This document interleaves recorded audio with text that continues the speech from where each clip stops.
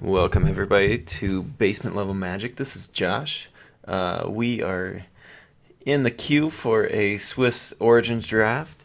This is gonna be my first time recording this, so hopefully we can have some fun and get some good rare pulls. Uh, Definitely looking to get me a Jace today. I think Nissa would also probably do for us.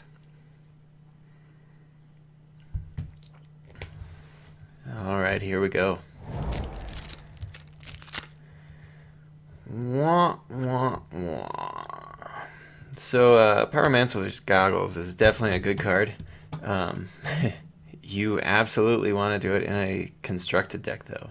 It's not exactly going to do the greatest, I don't think, in a limited setting, but who knows, I could be wrong. Um, there's all of our uncommons are red as well, and one of our better commons as well is red. So a lot of times I am not a fan of taking a red card if that's the case.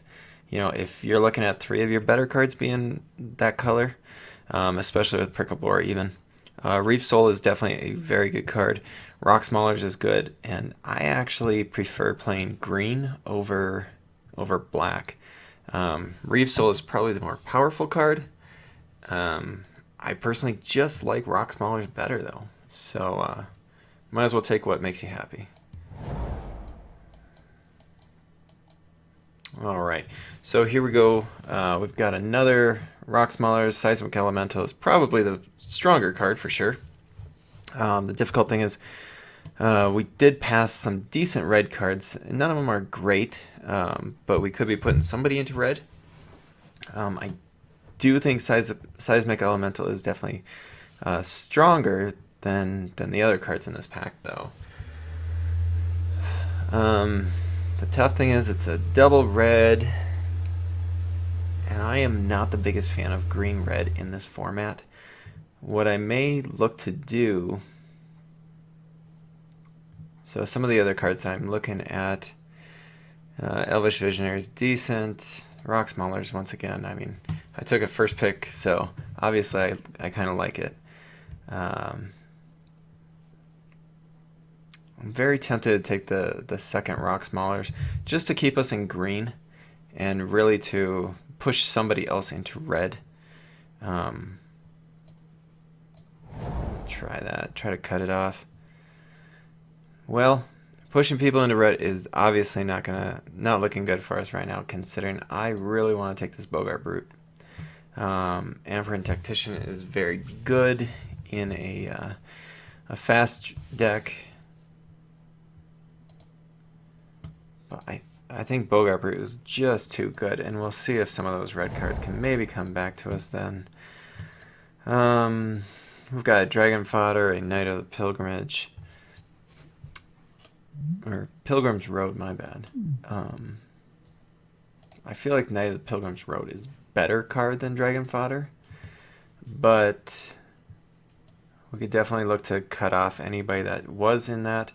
As I said before, I do not enjoy playing most of the black decks in the format. Green-red is not great either, but that's where we're looking right now. Green-white is very good though. I think I take this, and we could maybe even wheel Dragon Fodder. Let's see what comes to us though.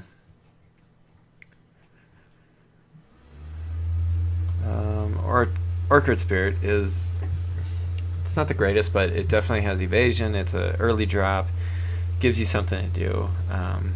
So that's definitely where we're looking here. Oromancer's a decent card if you're in an enchantment deck, which is probably more of a white-black deck or white-blue. We are not looking to be that, so let's go ahead and get the Spirit. Alright, so it looks like white is kind of coming to us. So I want to get the early white drops to try to get people not into it. I personally like Charging Griffin over Cleric of the Forward Order, but if I can get the early drops, I feel like I tend to make definitely a better green-white deck. I'm a huge fan of Zendikar's Royal. The only issue is it's a 5-drop and it does nothing the turn it comes in on unless it's after turn 5. or unless you've hit all your lands too. So let's go ahead and take Cleric of the Forward Order and see where this goes. All right, so we red is still decent out there. Subterranean Scout is a decent 2-drop. It can get some of your renowned creatures through. Kytheon's Tactics is not quite where we're looking right now. If we know that we're going to end up in white, that would definitely be a decent card.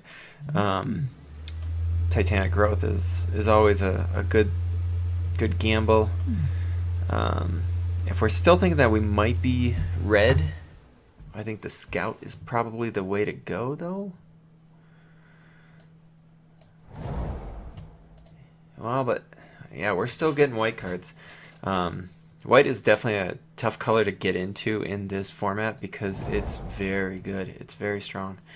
Alright, so coming back around, we've still got a Prickleboar here, which is very good, but I prefer Rock Maulers over that in this. Right now we we have 8 creatures, no spells, which makes heavy infantry actually a possibility here. Being able to tap a creature when you come in when you're hoping to have a lot of small creatures is decent. Let's go ahead and grab another small creature. There's another heavy infantry, but honestly I don't even know if I want to play one. Here we are not in blue. This card is awful. Yoked Ox is not good. Unless you're definitely playing against a red-white deck, which I don't know. I don't like setting up for that. So let's go ahead and take the Gorger and just be available to use it if we have to. None of these cards are very good, but we'll take the Healing Hands in case we run up against a very aggressive matchup. And all these are junk. So pretty decent first pack. We have all very playable creatures. The problem is we're in 3 colors, which this format doesn't support greatly. You know, if we were able to find a decent amount of mana fixing, we could probably try to go 3 colors, but I don't advise it. There's our green guy. Unfortunately, probably the 2 other best cards in this pack are green as well. Gaea's Revenge is just a bomb, though. There's no way that we're not going to take this card. But if we were looking elsewhere, we'd look at Valorant Wardens, which helps all of our renowned creatures, gets us some card draw. Wild Instincts is premier kind of removal for green, and Acolyte of the Inferno is very good as well. We don't know if we're in red right now, though, so we definitely want to take the bomb for now, and then we will see what comes our way, whether we end up in red or white with our green.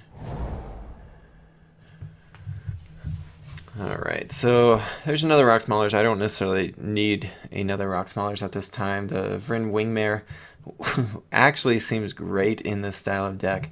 Right now I have 0 non-creature spells, so getting that would actually be a huge punishment for our opponents. And I mean, we're already looking like we're a good chance going to be white anyway. You know, it's a flyer, it's a 2/1, but to slow down all those decks that have their removal and counter spells, this is definitely going to be the way that I want to go here. Outside of this, I'd definitely look to Rock Maulers. Celestial Flare is decent, and we're actually looking like we're going to be fairly white early, so 2 white should not be an issue. Bonded Construct I would love to see come back around, but Vryn Wingmare is definitely the pick. Ooh. So a Sigil of the Empty Throne is a hugely powerful card. The issue is we have no enchantments. We have nothing, honestly. Dwynen's Elite is very good. We don't have any other elves at this time, though, so we're not getting the full effect out of it. It's still a very good I mean, it's still a grizzly bear if you need to use it. Wild Instincts is definitely going to be the pick here, though. Trying to get some kind of removal spell is key. Early on in the format, I was having some difficulties because I feel like I was trying to be a little too aggressive and using my removal spells too early in the game, and then I would end up paying the price later on. So I've tried to learn from that since the format's been going on. I love Timberpack Wolf. Honestly, at the minimum, it's a grizzly bear. At best, you can maybe find 2, 3, 4 of them. I think the best I've done is have 3 of them on the board at one time, and that's just very difficult for someone to deal with out of a 2-mana creature. Outside of that, we're not really looking at much of this. Maybe a Nissa's Pilgrimage should come around, but you can find those all day long pretty much. Aven Battle Priest, I'm not a fan of. A 3/3 flyer for 6 is not exactly what you're looking for, and that 3 life generally is not going to matter at that point in the game. Sure, everyone can use more life, but I don't think it's where we're headed here. Nissa's Revelation. So this card, Scry 5. This would definitely be huge, considering we have a Gaia's Revenge.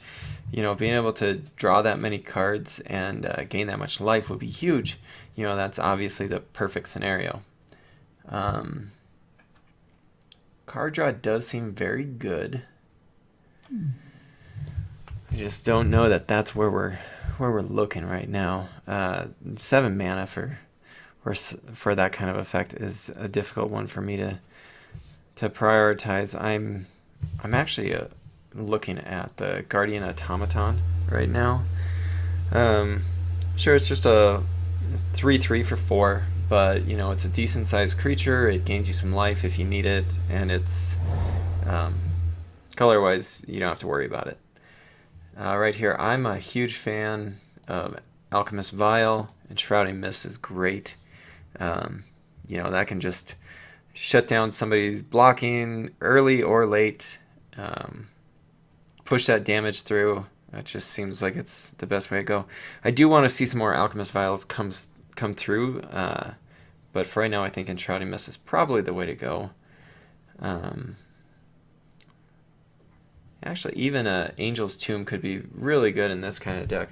Right now we're looking at 11 creatures and 1 non-creature, so we have a lot of creatures. So that actually seems to be good. It's a little conditional, but I say let's give it a whirl. Oh my gosh. Can't believe that card's still there. But I actually love the Hitchclaw Recluse. It kind of shuts down pretty much everything. Stops all your Thopter tokens, stops... it's hard to remove for certain decks. I just think that is probably the way to go. We're going to look to pick up a Kytheon's Tactics probably in the 3rd pack, because right now we are very creature heavy, but this just shuts people down. If someone happens to be faster than us, this is going to help stabilize the board for us. Alright, and Amprint Tactician, like we were talking with Kytheon's the pump spell. This is just a mass pump spell. And it's attached to a 3/3 body. There's not much to say wrong about that in a heavy creature deck. I'd like to have a lot more 2 and 3 drops if I'm gonna be running a card like this, but hopefully we'll find those. Oh my. I can't say enough about this card. It's so good, and it actually came back to us. So I don't know how, but we'll go ahead and take it happily. If you can get this thing renowned, it's just huge for you. To be able to draw cards off of it is a bonus, but to have a 3/5, it shuts down a lot of stuff on the board, even something like a Rox Maulers. So we'll go ahead and take a Aerial Volley for the sideboard here. It's good if we're going against a Thopter kind of deck. We are definitely not red anymore. Here I really like the Evolving Wilds, Caustic Caterpillar is actually very beneficial though, because a lot of removal in this format is enchantment based. I think the Evolving Wilds is probably just a little bit better right now though. And then we can grab that Nissa's Pilgrimage that we were hoping would come around. And you know, honestly, I will always take a foil land if I can find it. And there's that Caterpillar anyway, so perfect. Right now we can put it in the main deck. We're probably not going to have it there in the end, but it doesn't hurt to put it there right now. You can always play the Caterpillar if you're looking to do those big pump spells. Thopter Spy Network is a great card. Unfortunately, we're not really looking to do that kind of thing. Couple good cards in here for us. Honestly, Foundry of the Councils is a very good card, and it tends to move around a little bit if people don't understand how great it can be. You know, early in the game it's just a land drop hitting the lands, but then late in the game you all of a sudden have 2 flyers. Leaf Gilder is a very good card for this. You know, we need to try to mana ramp up to our Rock Maulers and Gaia's Revenge, but Topin Freeblade is easily the best card for us in this pack. Amber Tactician, you know, hopefully we can get that to come back around just like we did last time. But let's go ahead and take the Freeblade and see where it takes us. Rewarded. Be green. Be big. Alan Colossus. 6/6 with Renown 6 and can't be blocked by more than one creature. I wish it would be blocked by more than one creature most of the time, because without having trample it gets stopped pretty easily, but finding this right now is definitely a good pickup for us. War Oracle is a great pick. I'd love to see Cleric or Yiva's Force Mage to come back around to us, but I think War Oracle is just too powerful. You know, a 3/3 for 4 is nothing exciting, but a 3/3 for 4 with Lifelink is very good, and then to be able to possibly get Renown as well is just a bonus, honestly. So like I said, we'll look for Yiva's Force Mage to come back around, or the Cleric. Honestly, getting another Cleric would be really beneficial to us, considering we already have 2 of those. And you do gain 2 life for each of those that you have on the board when it comes out. There's that red card that we would have taken, and this may sound crazy, but I might actually just take this because it's kind of a pain in the butt to go up against. You know, I've already got Vastwood Gorger. I'm not in blue, not in black, and I'm not too concerned with this Eyeblight Assassin. We only have right now 3 creatures that can die to a -1/-1 trigger at this moment. So I think we just get this Boggart Brute out of the pool. Ooh, we are in. I'd love to get a Leaf Gilder here, but another Topin Freeblade just looks too good to me. Yeah, this Leaf Gilder, it'd be great if we can somehow get one of these to come back around to us. But Topin Freeblade right now is easily the best pick. Oh, Wild Instincts. You will find sometimes you just tend to get lucky if you watch your signs and are able to get in the right color scheme. Like right now, Enshrouding Mist looks good, Guardian Automaton looks good, but Wild Instincts is awesome. For us to get another removal spell with big creatures like we have is just huge.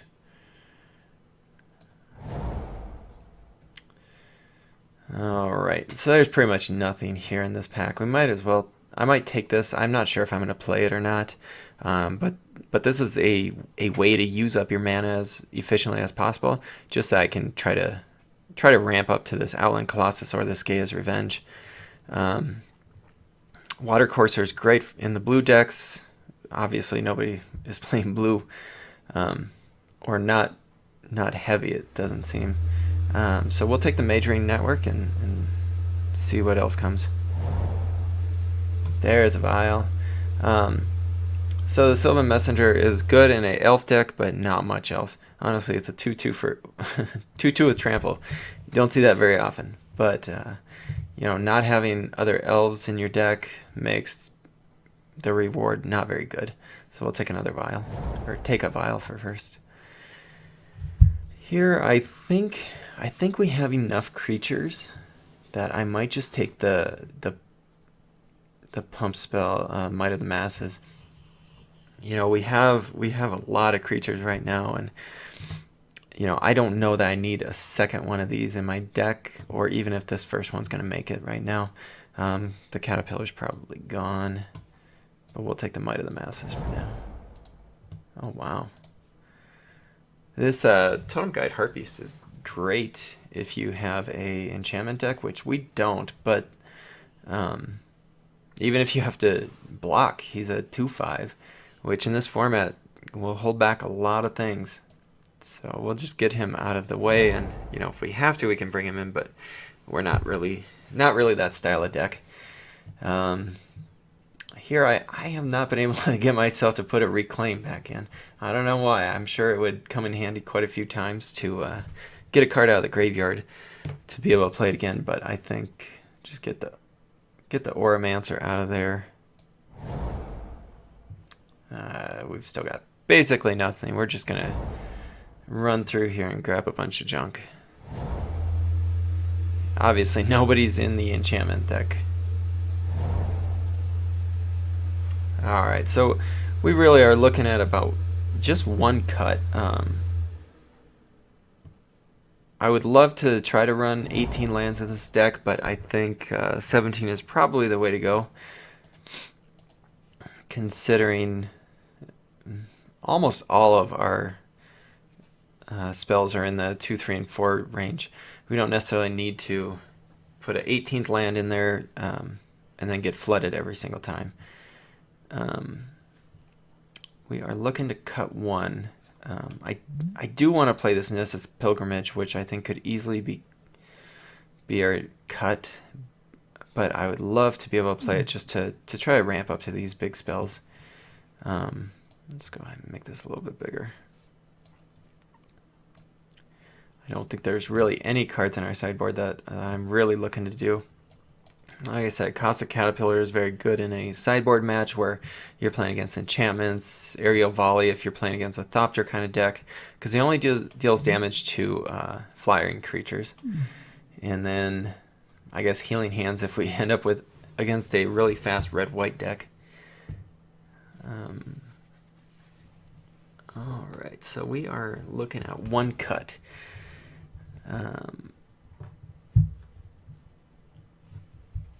I think that cut... I don't know how good the Angel's Tomb is going to be for us in this.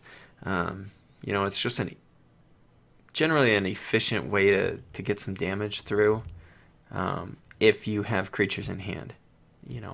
Otherwise, it's kind of a conditional thing. And I think we have enough stuff to do in the 2-3 area that we don't necessarily need to play a card like that.